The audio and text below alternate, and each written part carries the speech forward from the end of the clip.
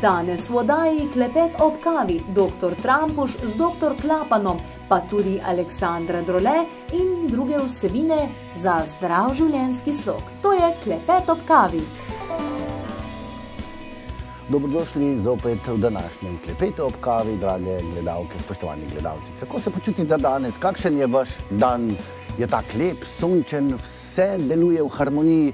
Ali se vam zdi, da ste kot nek tujec na tem planetu, da vam nič ne štima? Ste kdaj razmišljali v tej smeri?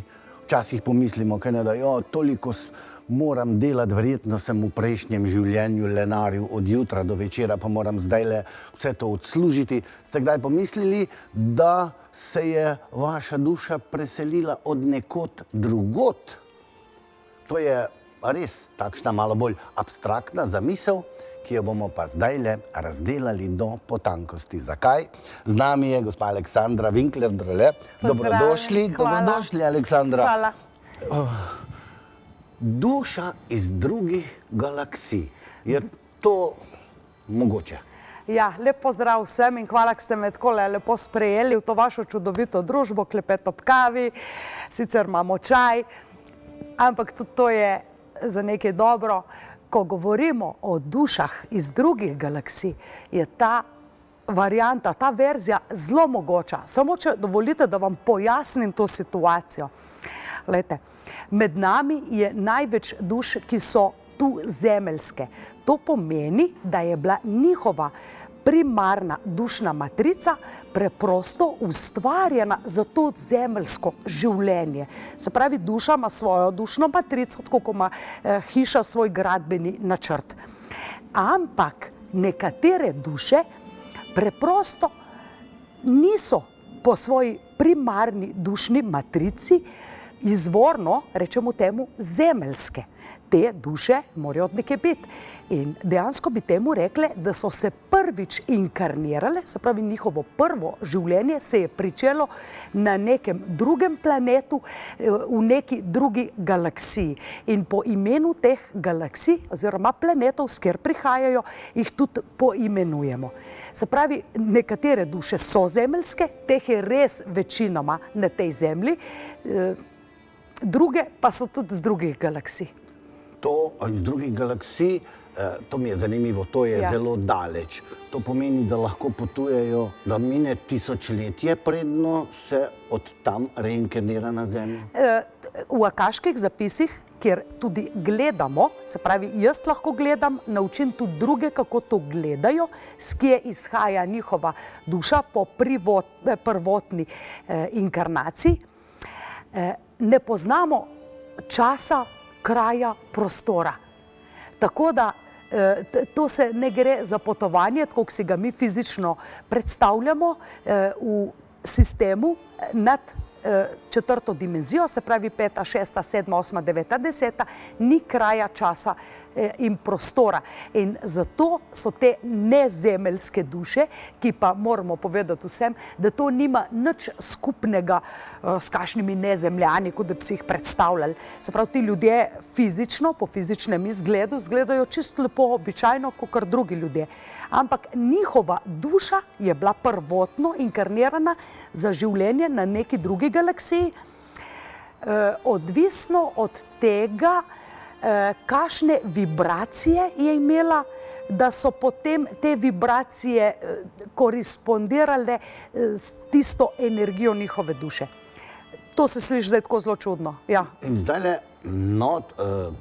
čisto prva misel, velika razlika med zemeljskimi dušami in dušami, ki so prišle od zunaj. Kakšna razlika? Zakaj? Ja, zdaj ta razlika mora biti očitna. Če smo rekli, da fizično lahko izgledamo čisto v redu, vsi povprečni, na fizičnem nivoju se to nič ne opazi. Recimo na nivoju duše pa je to prva opaska, če se kdo med nami ne počuti, da prav sodi sem, mogoče je to, se je zdaj v teh zrelih letih že dosti prilagodil, mogoče mu je bil kot otroku zelo čuden ta svet, se ni mogel sprijazniti z enimi cikli, z enimi zemeljskimi, najbolj značilno so te letni časi za to zemeljsko življenje, da ima težave z urnikom, z redom, z disciplino, je skoraj verjetno, da se ne more soočati z nekimi preprostimi zemeljskimi stvarmi. Tudi denar je recimo tlele zemeljska energija, ena izmed vrst energije. Potem je zelo verjetno, da je z nekje drugje. Še en razlog je, če nas gledate, potem je možno in da ste navdušeni na to oddajo, da niste zemeljska duša. Ne povem še bolj preprosto, zemeljske duše neke duhovnosti pravzaprav ne rabijo. Običajno me niti ne obiščejo. Lejte, oni to že znajo, oni znajo živeti. Naravno živijo, preprosto živijo, za duhovnost sicer priznavajo nek obstoj, priznavajo, da lahko živi naša duša večno, da sam skozi življenja, skozi inkarnacije menja telo, duša ostane ista, verjamejo v nek ali Boga ali neko nadnaravno silo, ampak se oni s tem preveč ne ukvarjajo. To nam je čisto jasno, ne za nas zemeljske duše. Mene pa bega, zakaj so pa tiste nezemeljske duše morale priti ravno na zemljo? En vzrok je mora biti. En vzrok mora biti. Se pravi, zakaj neke nezemeljske duše so se inkarnirale tle na zemlji? Če so bile pa prvotno ustvarjene za življenje v nekem drugem prostoru, bi se reklo tako v navednicah. Lejte, najbolj običajen odgovor za to bi bil, da lahko samo skozi to tridimenzionalno izkušnjo tu zemeljskega življenja izživijo neko svojo karmo. Se pravi, neko svojo izkušnjo, preko katere morajo iti, jo lahko edino na ta način, da živijo tukaj na zemlji, doživijo. Se pravi, mogoče imajo karmo določenih odnosov, mogoče se morajo naučiti kakšne hierarhije v službi, karkoli. Drug razlog, ki je tudi dokaj pogost, pa je, da preprosto tisti planet oziroma ozvezdje, za kamor so bili prvotno ustvarjeni, preprosto ne obstaja več. Bodisi je zginil, ga ni več, ali pa življenje na njem ni več možno. Recimo, take imamo duše z Marsa. Zdi se mi, da se bo kar precej naših gledalk in gledalcev malo videlo vsem tem skupaj. Marsikdo od nas malo štrli ven, pa se nekako ne sklada z vsem skupaj. Za vse tiste, ki jih najbolj muči, ste, Aleksandra, danes pripravili darilo na vaši Facebook strani. Je tako? Točno. Se pravi, za vse vas, ki me zdajle gledate, takoj po oddaji skočite na moj Facebook profil Aleksandra Drole, Self-Employed, in se povežite z mano. Če smo že Facebook prijatelji, ok, če nismo, bo to odprto za javnost, za vse. In tukaj bom pregledala glavno dušno nalogo v tej inkarnaciji. Se pravi, če boste imeli nekaj sreče, da boste prišli na vrsto, boste lahko navezali kontakt z mano, sicer pa organiziram tudi tečaj, ker vas dejansko naučim, kako se sami povežete svojo dušo, kako ugotovite, s kje je, kako razrešite določene težave, ki vas oddaljujejo od svojega resničnega bistva, in še dosti o tem v 3-mesečnem tečaju vse nadaljavo. Se pravi, fizična prisotnost ni potrebna. Dobro, to si bomo zapomnili, sicer bomo naše gledalke in gledalce še opozorili na tole vaše darilce. Hvala lepa v njihovem imenu. Ko tako razmišljam, zemeljske duše smo si kakor nekako domači, da po svojem dvorišču se preganjamo vsak svojo nalogo. Kako se pa med sabo, kaj se zgodi, kadar izven zemeljske duše trčijo skupaj? Kakšni so njihovi odnosi? Kako se oni razumejo? Ja, zdaj tako bom rekla, med nezemeljskimi dušami, oziroma bolj strokovno povedano, to so tiste duše, ki so bile prvotno ustvarjene za življenje nekje drugje in se na tem planetu Zemlja šele učijo živeti. Se učijo živeti, malo jim je tuje, marsikaj jim je čudno, marsikaj ne obvladajo, mogoče so jim določene stvari malo bolj naporne kot zemeljskim.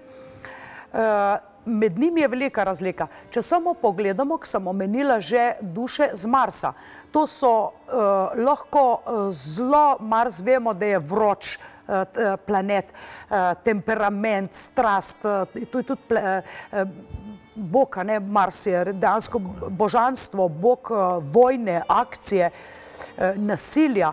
Recimo, te duše so lahko zelo drugačne od duš, ki so, naprimer, z Mintaka. Mintaka imajo rade vodo, to je bil vodni planet. To so duše, ki so preprosto, običajno se sploh ne narobe odločajo, vedno sprejemajo pravilne odločitve, imajo zelo tako močno intuicijo. Se pravi, te dve duši se med sabo sploh ne morata razumeti v tem zemeljskem prostoru, ko se srečata. Se pravi, en miroljuben človek, ki je bil ustvarjen za ljubezen, za to, da širi dobre informacije, za to, da obvladuje to življenje, da ponudi intuicijo, vpogled z eno Marsovo energijo, ker je najboljšem pomenu akcija, se pravi agresija skozi šport, ki v bistvu ni škodljiva agresija, lahko celo prinese dobre rezultate in slavo državi, če dobi priznanja, pokale, lahko celo ali pa se sooča z agresijo, recimo duše z Marsa. Mi vam moramo vedeti, da je tlele tudi med takimi zelo malo negativnimi dušami tudi razlika. Ker vsaka duša ima možnost, da pade v negativno polarnost svojega aspekta ali pa da se drži na pozitivni. V glavnem, določene skupine duš se ne morejo ujemati med sabo in tle v praktičnem življenju zgleda takole. Imaš recimo sodelavca, partnerja, otroka, ki je pač duša z nekega drugega prvotno ustvarjenega ozvezdja ali pa sistema in zgleda nekako takole. Kako to, da me sploh ta človek ne razume, pa kako naj mu povem? Ali pa včasih si pomislimo, ali pa rečem celo komu, ma kaj jaz govorim kitajsko. Dejansko se ne razumejo in vedno so pričakovanja enega drugačna od reakcije drugega. Tako da taki pol lahko tudi vztrajajo skup kot mož in žena in ne gre. V pogovoru z vami ste nam že večkrat povedali, kako je pomembno, da človek pozna neko svojo dušno matrico, da deluje v skladu z to matrico. Zakaj je tako pomembno? Pa po drugi strani, kako naj vemo, kakšna je naša dušna matrica, da bomo delovali v skladu z njo. Mi bi, samo ne vemo kako. Tudi to je dobro vprašanje, ja. Zato sem pa tlele, da pomagam. V glavnem, vsi ne moramo vedeti vsega. Lejte, če bi radi dobro šivali, najboljše, da greste k šivili, da vas nauči šivati. Ali pa če bi radi dobro kuhali, najboljše, da vas en kuhar nauči dobro kuhati. Ali pa moraš knjige vzeti. Jaz sem tlele zato, da naučim ljudi, da jih naučim, da v bistvu sami raziskujejo. Jaz jim tudi nočem vse servirati na pladnju, jaz jih skozi počas 3-mesečni tečaj, ali pa to je prvi del, potem je še drugi del, pa tretji in pripravljam še četrtega. Se pravi, skozi določen tečaj, ki traja samo kako urco, 2-3 na teden, dobijo naloge, rešijo naloge, sami pogledajo, odčitajo svojo prvotno dušno matrico. In ko odčitajo to, jim jaz tudi pogledam, če so to prav odčitali, se pravi, morajo imeti enega mentorja, če bi v primeru, da bi kuhali, ti mora nekdo zraven bedeti, pa prekontrolirati. Ko ugotovijo, kaj je njihova božanska dušna matrica, zakaj so bili oni prvotno ustvarjeni, poskušajo na tem zemeljskem svetu živeti čim bolj podobno tako, za kar so bili oni ustvarjeni.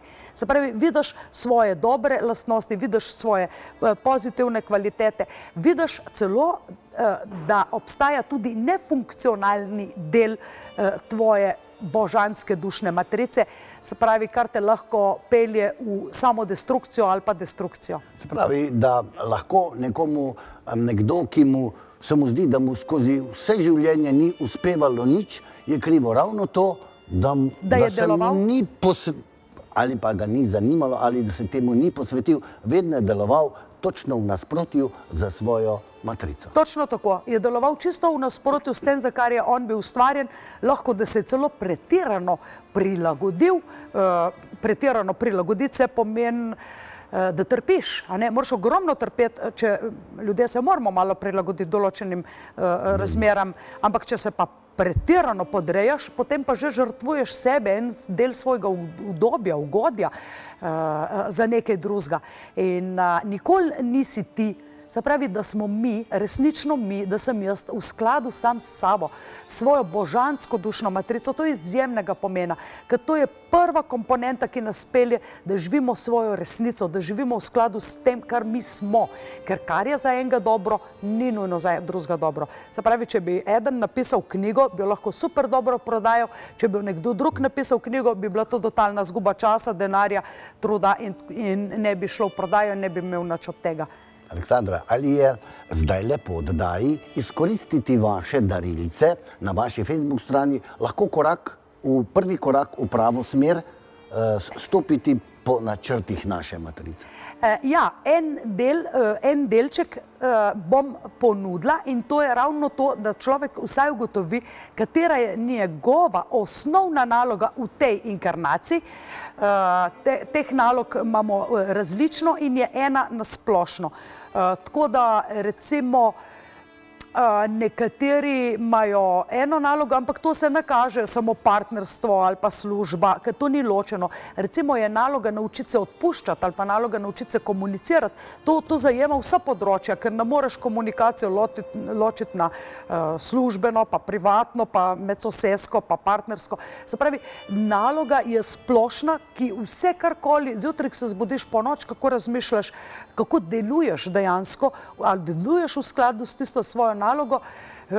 Celo sem videla primer, ki je imela ženska nalogo, da mora odpuščati. Ja, vse, kar nikoli ni odpuščala. Vedno so se dogajale stvari, da je vsak mu vse zamerila. Vsi so ji delali narobe, samo da je ona bila žalostna in je vsem zamerila. Ampak ona ni vedela, dokler ji nisem razložila, da ima nalogo, da se nauči odpuščati. Ko se je naučila odpuščati in niso več povzročali tega izziva, nevšečnosti. Aleksandra, po pol leta ali leto dni je kdo prišel k vam pa vas objel pa rekel: Aleksandra, hvala lepa, našel sem sam sebe. Joj, kolikokrat. Ja, in to je meni res tisto, kar me najbolj osrečuje, da lahko prispevam svoj kamenček v mozaik življenja nekoga drugega. Nočem biti tlele vzvišena nad nekom ali pa mu biti mama, ga pustim samega, svobodnega, zato tudi zelo veliko delam nadaljavo. Tako da prva pot je, da stopaš z mano prek Facebooka, potem preko elektronske revije Vizionar, kjer lahko prebereš, kaj pišem, kako razmišljam, in če se ti zdi, če se vam zdi, da je to tisto, kar vam manjka, kar vam ni še nihče povedal. Jaz sem zdaj tole sveže znanje prinesla z Indije in seveda ni tako enostavno pride do tega znanja. To znanje je bilo skrbno varovano v svetiščih, v templih, zaklenjeno in šele zdaj v tem času so se določeni mojstri so dobili navodila od svojih nezemeljskih mojstrov, da lahko na določene posvečene posameznike razširijo to znanje. V glavnem to ni nič novega, kar počnem, to je že staro več tisoč let celo pred Kristusom.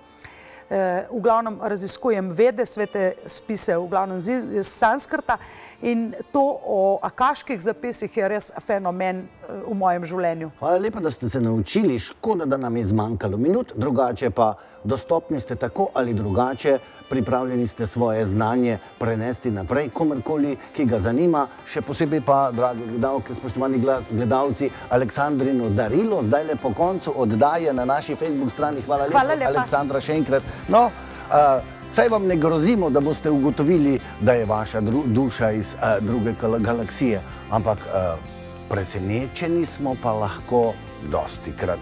Včasih tudi pozitivno, le priložnost moramo dati. Hvala lepa za pozornost.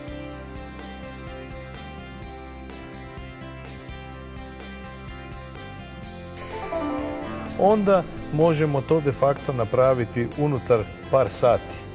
Znači, unutar par sati mi smo gotovi sa pozicioniranjem naših implantata u zigomatične kosti.